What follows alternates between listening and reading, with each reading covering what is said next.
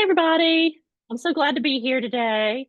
I'm going to talk all about community cookbooks and cookbooks and using them to conduct local history and genealogy resource, and using those skills that you have doing local history and genealogy research through community cookbooks. You know, something that I'll repeat throughout, that I think that community cookbooks are often overlooked as resources, because most of us, and I'm one of those people, when I see a cookbook, most of the time I'm jumping in there to, just grab a recipe and then, bring it back with me. But there are so many different ways that you can use it if you just kind of take the time and think creatively about the items. So I've been in Mississippi. I'm originally from Kentucky, and so I've been in Mississippi for over 20 years.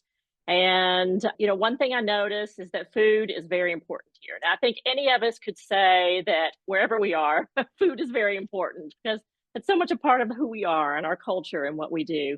I'm in Hattiesburg, Mississippi, which is in South Mississippi, and we're really close to New Orleans. So we're going to have fun stuff like crawfish boils, catfish and gumbo. Of course, the iced tea, sweet tea up there at the top. And then things like comeback sauce, which is just a dipping sauce. I think maybe like Cane's chicken finger place. Their sauce is basically a comeback sauce.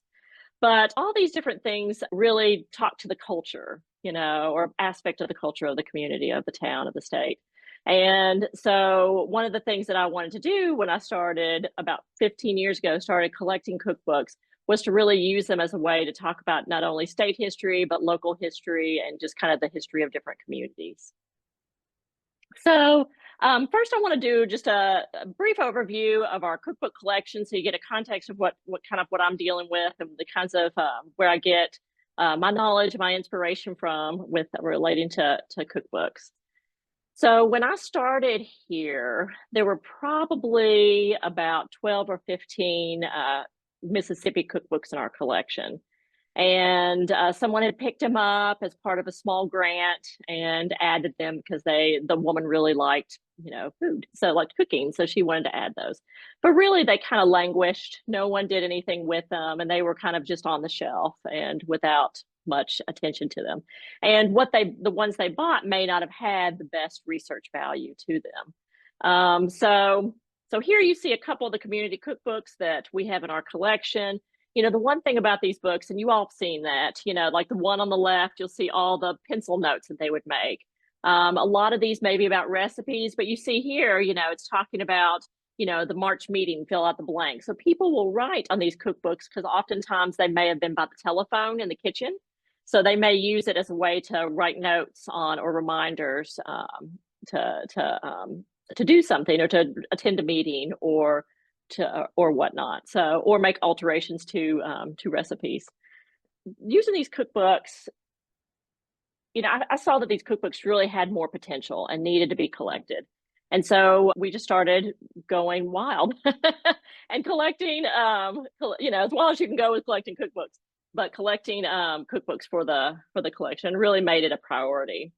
So we have in our collections over 2,000 community cookbooks, such as these here, that are created by organizations oftentimes, or church groups, or parent-teacher associations, usually as fundraisers. So we have over 2,000 of these total, and about 2,000 titles, and about over 1,700 titles from Mississippi. And I say titles because we have so many of these cookbooks were republished over and over. If any of you all are cookbook fans, I'm sure that you all are aware that Junior League cookbooks are huge, at least in Mississippi and Louisiana. Some of the best cookbooks in the area are these Junior League books. So we have, they're published multiple editions. So we have all those editions. But in addition to that, we also have probably about 5,000, 4,500, 5,000 additional cookbooks. And that could be anything from Julia Child to children's cookbooks. We have an extensive, we have one of the largest children's literature collections in the country. So we have tons of children's cookbooks as well that are represented in the collection. So the Mississippi cookbooks kind of live in the Mississippiana collection. So that's part of that. It took me a while to figure out how, to learn how to say Mississippiana, but so that's just a catch-all for all published materials relating to Mississippi. So we're going to have, genealogical materials, everything from family trees to photographs to local histories to, the kind of stuff you find in genealogy collections. We'll have different local history things like little pamphlets or little smaller publications that are put out locally or regionally. So we're going to have, these, I think this was put out by the Chamber of Commerce. So it was kind of a promotion tool to really push Hattiesburg as being, a place to come to. But, we also collect, mass produced things or books published by large publishers and things like that as well. So basically all things Mississippi, including, even the odd items. So there was a very famous alien abduction in Pascagoula, Mississippi in 1973. And so this is an LP cover. I have collected a lot of LPs from a sermon from a preacher at the Mississippi coast talking about how God and aliens work together. So these are all kinds of things that are included in our Mississippi collection. But really, we're here to focus on the cookbooks. So as I was mentioning earlier, these community cookbooks are created by organizations. We have Parent-Teacher Association, the one on the right's from the Fellowship Club. The one on the left is kind of unknown. There was no organization mentioned on it. But all of these books were published usually to raise money, whether it's for a church group to build a steeple or for the PTA to send kids on a field trip, So there's generally raised for, fundraising tools. One thing you'll see is that probably 98%, 99% of all these community cookbooks were created by women. So I think that's really important. I mean, occasionally you'll see a guy, a community cookbook that had guys, that was directed towards men, but generally it's going to be towards women. And, most of these here that we're looking at are from the 40s, 50s, and 60s. And, this was a time when a lot of the history was written from a male perspective or documenting male, the history of men at the time. And so to have these books that were created by women for women really adds a different element to it. And it kind of, if you start looking at it, it shapes the way you look at cookbooks that go beyond the scope of just the recipes. Not that the recipes aren't great, because they're fantastic. So within these cookbooks, what really makes them stand out is that most of them, all these recipes are submitted by different women in the community, and they all sign them, so that's really, and that's what really makes it stand out. Also, and this is something I'll mention in the future, though, that's one of the little key points you can look at, one of the little access points when you're doing genealogical research, when you're doing local history research, is to be able to access those names that are listed. Now, one thing you'll see here, and these are both from the 1950s, is that women at the time, married women, would go by their husband's name. So that's why you have Mrs. Stewart Landry and Mrs. Gee Crumpton. Single ladies would use their name, but married women were known through their husbands. So that makes it problematic because, again, these are cookbooks by women for women, but the husbands are, their names are kind of inserted in there. But those are, good access points when you're doing research. The recipe on the left is for cheese sticks. Many of you may know them as cheese straws. It's a big Southern thing. I think it's everywhere, though. But people in Mississippi claim that cheese straws were invented here. Now, whether or not that's true, I mean, who knows? I think people claim a lot. So, and then, of course, the buttermilk rolls recipe over to the right. And, of course, it's really cute because they have the little loaf of bread there at the bottom.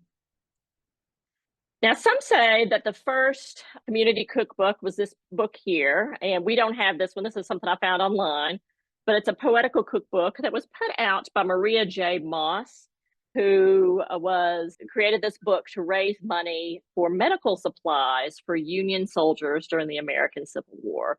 So even at that point, these are, kind of being generated.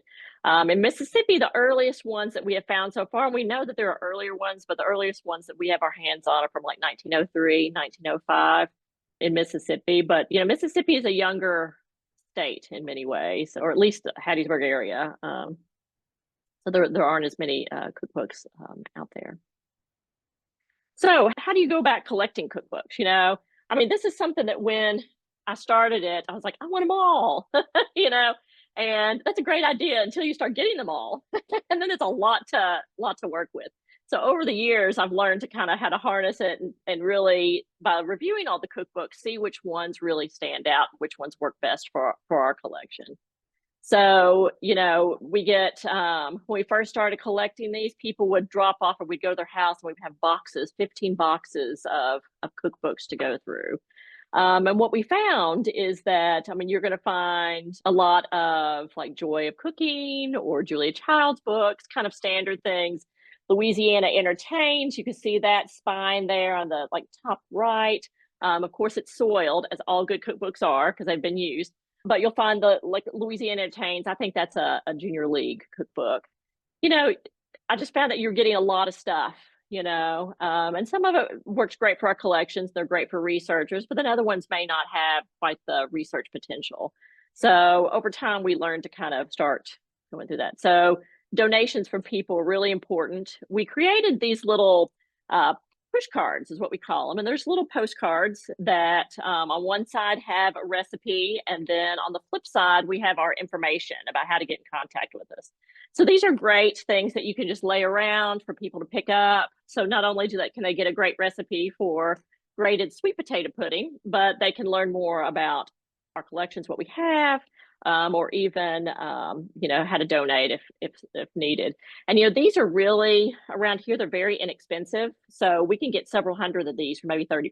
So it's really a very efficient way to kind of get the word out. Another place we go to all the time are estate sales, and I think estate sales may be done differently in different areas or at different houses. So most of the estate sales here are held in people's houses. So you go to someone's house, all of their belongings are priced to sell, which is, I go to them all the time, but if you really think about it, it's kind of depressing because all their stuff's being sold off. But it's a great place to buy these cookbooks. And, so often when I talk to donors, these women who often donate their cookbooks to us are really scared that their families aren't going to keep the cookbooks, and so they want to make sure that they're in a home where someone can use them, because they spent a lot of their lives cooking from these books and collecting these books, and it really means a lot to them, especially in an age when all of us, and I'm one of those people, goes online to get recipes often. eBay, going online to buy stuff. So I buy stuff regularly from eBay. We don't have tons of money to buy stuff, but it's a great way. There's some people who have some really good, cookbooks out there. So, just this weekend, I got a recent cookbook, Moorhead Cookbook. It's a great little book that I'd never heard of, and that's so often when you're collecting this stuff. We had a list of cookbooks that we knew about, but then everything else has just been kind of gravy, just been gravy, trying to figure out, what, when these new ones pop up, it's great. So eBay is where we often go, or bookfinder.com. I found some there as well. Being in Mississippi, and searching for things, I guess people are typing fast when they're trying to enter those things into eBay or online, and Mississippi is misspelled all the time. So periodically I will go through and search the various ways of spelling Mississippi to see what I can find. Now, I would, I'd say we a lot in this conversation. It's because I have a partner in Andrew Haley. Andrew is a history professor here at the university who's a culinary historian. He wrote in 2012 his book, Turning the Tables, Restaurants and the Rise of the American Middle Class, 1880 to 1920, won a James Beard Award for, I think, research and scholarship. So it's really pretty impressive.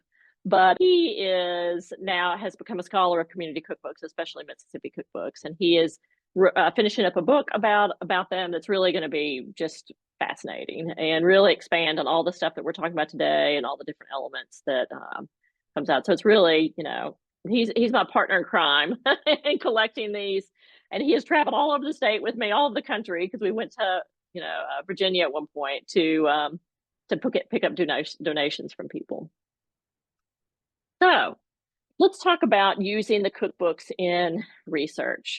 Now, there's several ways, as I mentioned before, just being creative is, and just being open to the ways that different resources can work with your research is really, half the battle. you'll see here, these are two cookbooks, both from the 1940s. And, again, these cookbooks not only were their primary purposes were to raise money and then to provide recipes to women, to provide them with good recipes to take to their families and to prepare at home. But when you're looking at these cookbooks, you start, I almost try to look at them almost like a genealogical document or like a letter. You would look at the Crystal Cookbook here and say, okay, we got the Crystal Cookbook. It's probably named that because it's from Crystal Springs, Mississippi.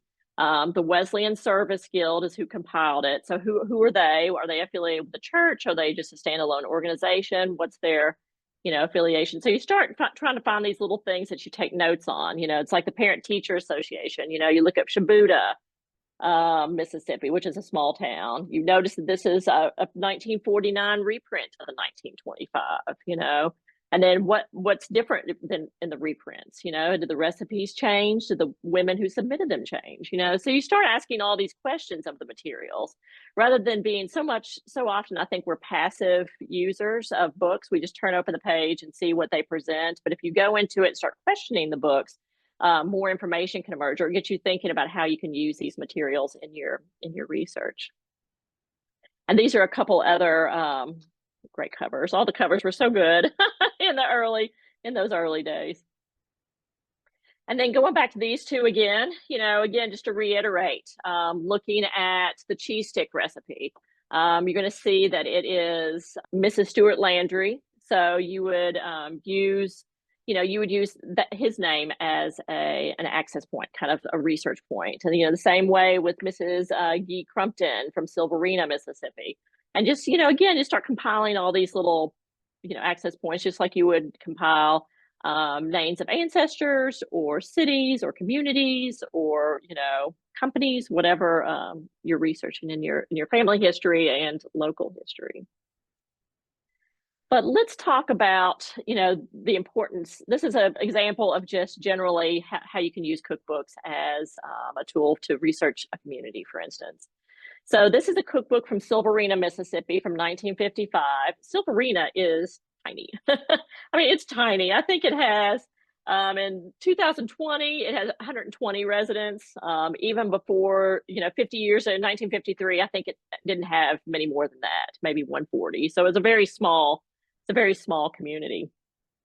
But I started thinking, I was like, well, what books do we have about Silverina? What kind of research if someone were to come in and say, my grandmother was from Silverina, what do you all have? So I looked in our catalog and I saw that we had 4 books about Silverina. 2 of those are cookbooks, and the other 2 are telephone directories, where of course they're going to be a very small part because they're part of a larger cookbook directory or telephone directory. So right there, it shows you that these cookbooks are really the only, one of the major resources that we have about these communities. Now, one thing about the cookbooks, you're going to have advertisements in it. Those are going to give you, and advertisements in the Silverina, Mississippi cookbook are going to be very hyper local, are going to really relate to that community. Whereas the ones that you would see in telephone directories, for all of y'all remember telephone directories, I don't think we get them anymore, but they have, they have advertisements in it, but it's going to be for the larger Bay Springs community, area, or the mid-Mississippi area. But with the cookbooks, you really have that kind of focused look. And also, as I mentioned before, you're going to be able to look at those names of the people listed in these cookbooks, so you can get an idea of the community, of who these people are, as people to research, to tell more about not only perhaps a family member, but the people who surrounded your family members, or the people who surrounded or engaged in this community. So this is one that I held up briefly earlier, Moorhead cookbook. And so this is another one. You could tell it's been used a lot. It's got splatters all over it, which I just love. But this is one of those wonderful ones that has an essay in the front that does local history.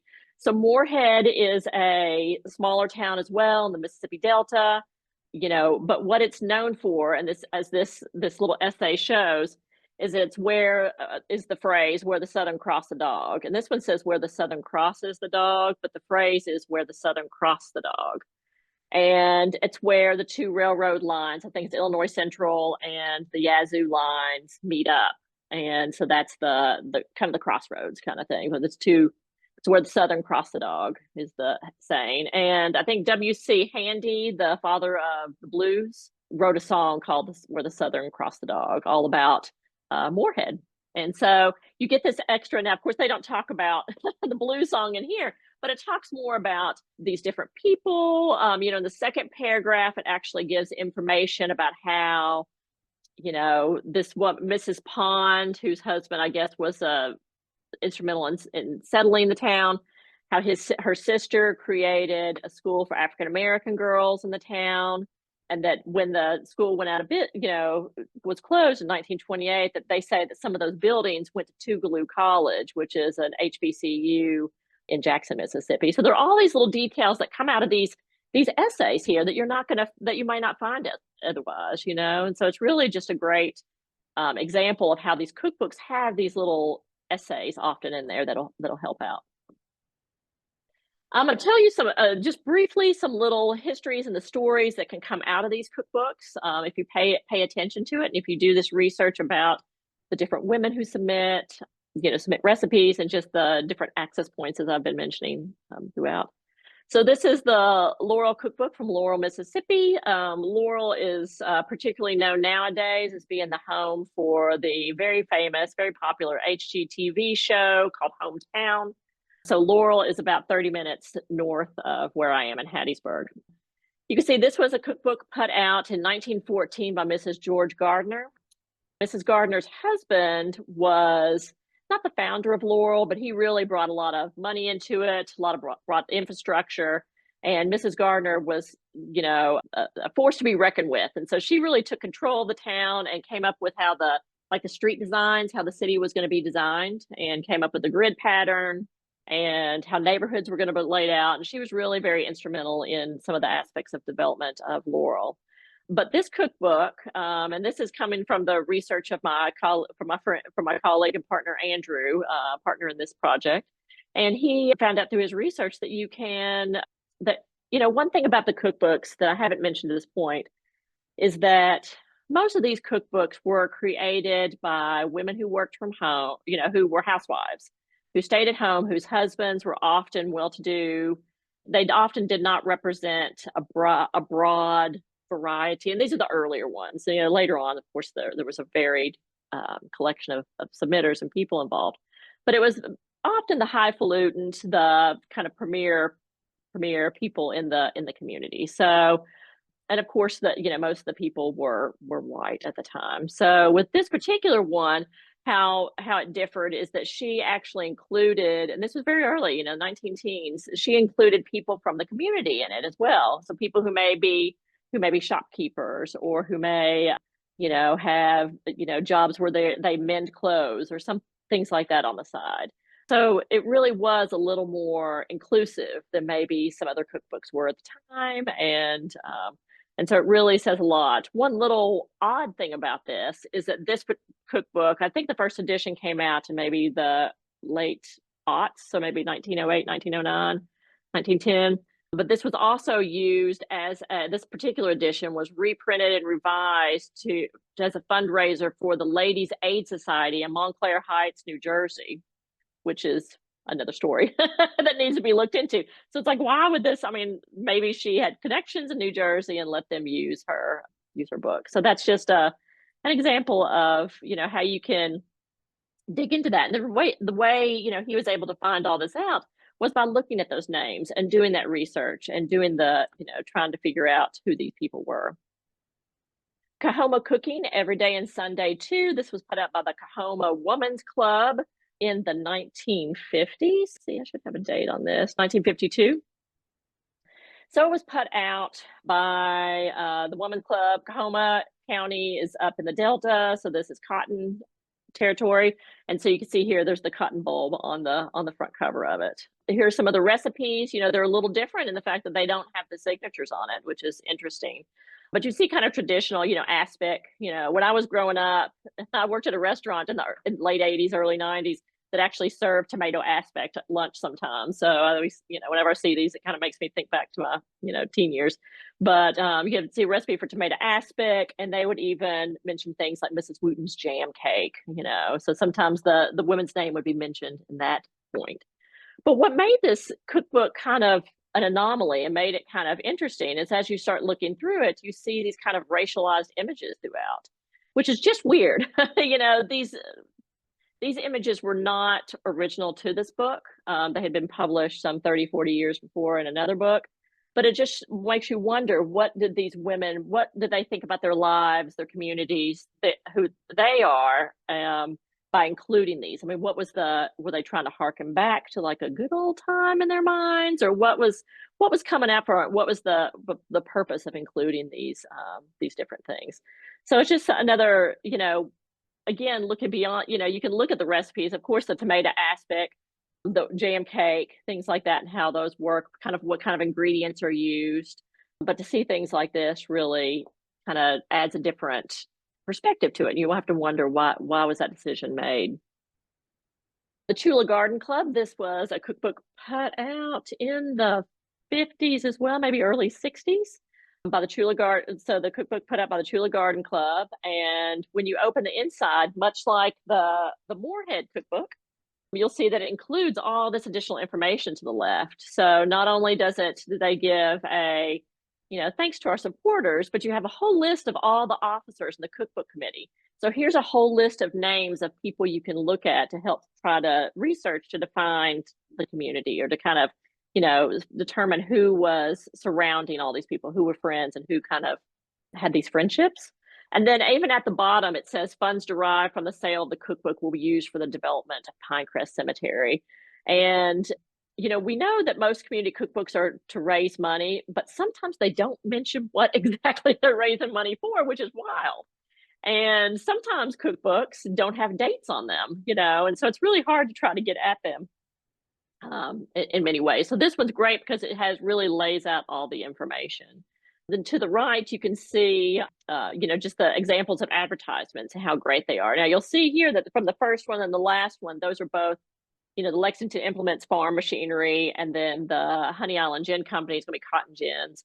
And then in the middle, you have, a flour company. So you see this kind of agricultural, that right there starts talking about these are the businesses that surround, that are in the community. And the Chula Garden Club, they were raising money for the cemetery. You find out by doing research on the individuals that a couple of people and their husbands were very big into nature conservation. So that's why they kind of, so there's a much larger story that comes out of these people. And these are stories that people don't know about, that are often hidden because either, these are smaller towns that maybe people aren't looking into, or maybe they think that these smaller stories maybe don't matter or aren't as important as some of the famous stories that we all have about our individual towns. So when you're doing this research, it's going to be the stuff that you all are very familiar with doing. You're going to go to family search and ancestry, because when you have a husband's name at the bottom of a recipe, you have to find out who his wife is, So to be able to have this kind of family tree and get an idea of who these individuals are, at least who their direct, family members are, just to give you a sense of, these people and the communities and their backgrounds and where they live. Newspaper databases like newspapers.com, or, you can do there are a lot of databases that just bring up the article in text format. I tend to like the full page layouts that you see in sources like newspapers.com, because you get to see where the stories are located on the page. This is great when you're looking up. So if you have a husband's name, you can look him up in there, see if what articles are written about him. Look up the women. Oftentimes the cookbooks have news articles in the local newspapers. So you can do these kind of searches in these databases to bring together, facts of who these people are. And you don't have to spend much time doing it, but you just have several people you have to look up, And so together you start getting a sense of the community, of who these people are, of the networks that they had, and the lives they were, what they were a part of. So it's kind of a fun way to form these histories. Now, one thing that we have done to to make these accessible and to really promote the use of them. And we've had a lot of genealogists, a lot of local people really get access, have access to them, is that we do digitize our cookbook, or some of the cookbooks. So you can see here, this is from our digital collections page, and we have over 100, almost 150 cookbooks that are digitized and online. So this is great because they're full text searchable. So you can go in there and search for so we do have OCR on all of them. So you can go in and search for a family name if you want. You could search for a recipe item if you want to see how many like corn pudding recipes there are, or cheese straws or whatever you're looking for. You can get in there and do that as well. And then what we do is that we, you can see here that we have the front cover of this little book, and it's adorable. So this was a little book that was compiled of pages from, and you can see it better here. Let's go back to that. So they have pages where each person who went to this bridal shower were given a page, and they had to write a recipe on it and then include that, and they tied it all together. So here's a recipe you see for divinity, which is a very, it's at every roadside stand here in Mississippi. But you can see at the top, we do have this information that talks to you about about what the item is, describes it. So you can see this is 36 index cards containing handwritten recipes for a bride in Lucedale, Mississippi. And this was one of those that doesn't have really a title page on it. It doesn't have an author. You just know it's a recipes for some bride. And so Andrew, the professor, did a culinary history class, and he assigned his students each a cookbook. And so one of the students got this cookbook. And so she had no idea where the community was or anything. But by doing the research on those individual people, the women who signed it, she was able to pull together that it was from Lucedale, Mississippi. So it's really, you can see how the value of just spending a little time with these, these stories start to come out, and you could see more about it. Of course, it's difficult to get oftentimes undergraduate students or anybody, really interested in it, because it takes a lot of time, as you all know, to go through and compile a list of names and compile a list of different people. One thing we do to also with the things being digitized, one thing I forgot to mention is that we do have people from all over the country access the collections. We've had, the magazine Garden and Guns. We had a Mississippi baker who's very famous, and she mentioned how she goes to this all the time and spends all this time looking through these cookbooks. So it's a great way to get access to these ones you don't have access to. It's also a way to make sure that, so you don't have to have them all on your shelf. Some of us don't have the shelf for all the books that we would love to have. So this is, just a great tool to do it. One thing I do want to mention too, that I forgot to mention earlier, is that we do, you notice the dates. We are very aware of copyright. So we don't digitize and put anything online that is within copyright. A lot of times with cookbooks, they were published in the 1950s, and maybe they had copyright then, but they have to renew it later, and then they not renewed. So that's how we were able to put these online. So I have to do a lot of copyright thinking when I get in there with this. To really kind of promote what we do and to really show, kind of spread the word of the importance of these cookbooks, because again, these are books that so many people have forgotten about, especially the older ones, because people now want the big glossy ones with the beautiful images, and I like them too, but we really want to bring, attention. So for about 8 years or so, once a year, Andrew would give a talk featuring on one cookbook. And so these are, the first one on the left is from Coahoma County, the one that I showed you of the images in the cookbook. And then with these, we would have a potluck from that particular cookbook. So you're hearing about the cookbook while you're eating the food from the cookbook, which I think is just really, works really well, and people really enjoyed it. The cookbook on the right that was featured was from a town, Calhoun City, had a garment factory. And so the women who worked there, so you could tell by the recipes in the cookbook that they were convenience food. It was a little different. You had a lot of casseroles, because the women were often working in the factories, because, we're working in the factories. And then they would have a casserole they would prepare the night before, put it in the fridge. And then the children, when they got home from school, could pop it in the oven so that when the parents got home from work, it was ready. So just, these different things that kind of, you can come together through these cookbooks. And again, much like with these, we did these little cards that we submitted as well. So this is just a list of some of the different ones we did. You know, chicken spaghetti is a big thing in Mississippi. And then again, we didn't have this in Kentucky, but you know, some people want red sauce, some people want white sauce, and they argue over that.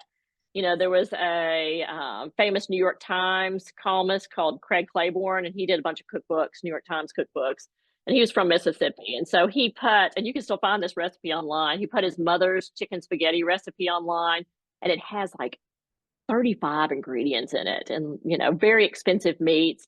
I mean, chicken spaghetti is kind of a low, you know, kind of a low cost food, you know, but not the way Craig Claiborne did it.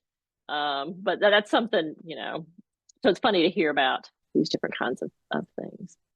And I just wanted to show you a couple ideas, a couple ways that we really wanted to, you know, that we had the potluck. You know, the one thing about recipes, and, you know, we all have these memories of childhood or life when we're younger, you know, we kind of reminisce on it. We have such good thoughts about it, especially with food. But so often there are things that maybe 30 years later, I try to eat again, like, you know, but the memory is better than the reality oftentimes, right? And so I think that's probably the case with these mint puffs, which are one of the things I showed, this is one that I made, and it turned out horribly, and it just wasn't great. They look light and fluffy. They are not light and fluffy. They are all sticky and kind of not great. But, you know, so tipsy cake. So we just have all these different ways, and it's really very, you know, having that taste associated with the recipes just really, you know, kind of honors the women that created the cookbooks and gives just kind of a way to kind of celebrate them. And so you can just see how this came up. And of course, we have the recipes with each one with the women's name who contributed it, and the recipes for just so people know if they're interested, if they like them, or if they have any kind of allergy type of things. This little story was interesting. So a woman from, you know, I think she was from 45 minutes away, came to the potluck because she had heard about it, to the talk.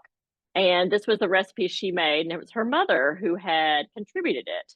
And so she made it, and she said, here, I made this, my mother contributed it, here's the recipe, but the recipe that's in the cookbook is wrong. She said that her mother submitted one that was a little off because she didn't want people to make her dish better than she did. And so I'm sure many of us have been there before. I know I've been told, well, you know, you can have this recipe, just don't give it to anyone. So it's one of those situations. I do use this in class, so I have students who engage with them, you know, whether each student has to research a cookbook, or they have to explore it while they're, you know, working in groups. So there are a lot of ways that I'm trying to bring it into undergrads and make them identify with it and look at it, you know, so often. And this is not only for our students, but for all of us, you know, we want things fast. And I think that just being able to, and this kind of research is not fast, you know, you kind of have to slow down and ease into it a little bit. So that was kind of an overview of what, you know, how I just love cookbooks. And I think that they are just so valuable and overlooked, and that people often really only value them for the recipes when there's so much there. And it is a way to celebrate these women who spent their lives cooking for families, compiling these recipes, developing these recipes. And, you know, they provide great tools for us to not only do, you know, local history, but also you could do family history with it. Just by exploring these. So here's my email address. Now, of course, I can answer questions now, but you know, you know, sometimes I come up with a question, you know, 30 minutes later. So if you have questions, you know, 30 minutes from now, feel free to email me. That was amazing. I love seeing the comments. There's people that have loved cookbooks their entire lives as well, so this is wonderful. All right, so the first question we have is they want to know, can anyone access your digital collection? Yes, they can. And what I'll do is right now, I will look up the site and put that in the chat there so you all can get access to it. And in the top right of this page, sure, there's a search box, and you just hit search, and then you could type in cookbook, and that'll come up. Now, one thing when searching cookbooks, as you all know, is that sometimes it's cook. I mean, nowadays it's cookbook one word, but sometimes it'll be cookbook two words. So that's something to consider when you're searching. Perfect. Thank you so much. Um, Someone's asking, how do you research whether it's in copyright? That's a great question. So if you go to Cornell University, there was a guy who was there named Peter. If you do Cornell copyright, there was a guy there who came up with a chart of how you can determine it. Yeah, if you do Cornell copyright chart, let me see. I think I can pull it up right here. Yeah, perfect. Okay, great. So let me put this in the chat. So, I think it's gone back to what, 1922 now, I think is when everything's out of copyright before that. But it's that weird period between like 22, 23 and 64, I think. That's kind of weird. And that's when, it's if you declare copyright, then you have to renew it before a certain date. So I just kind of have used this chart here to look at. I look around, it's hard to search for copyright. So I just do searches, and you can sometimes come up with copyright lists, and come up that way. One thing, I don't do publications that have more than one edition usually, with cookbooks, because I think it gets trickier. But that's kind of how I do it. And of course, we don't put anything up that is making a lot of money right now. So for instance, we have the children's literature collection, and we have original drawings of Curious George stuff, for instance. We don't put any of those online because we would get all kinds of cease and desist letters immediately, I think. So All right. Does the collection include African American cookbooks? great question. There aren't too many. Now, Alabama, I think it's University of Alabama, has a decent size of African American cookbooks. We haven't found any really in Mississippi yet. So often with, over the historically, especially mid-century, you had African American women who worked in the kitchens. And so they didn't want to publish their recipes because that was their livelihood, So if you gave away their recipes, then what's the point of having someone, come in and, um, you know, prepare this food, So, but we don't have any because we can't, of community cookbooks. We just don't have any, but we're always on the hunt for them. But it's one of those things, like I said earlier, we don't know of any that we should be looking for. So, we're just waiting for it to drop. We come up on eBay or drop in our laps. Very good. Thank you. I found the one that you said and threw it in the chat for you. The African American cookbooks.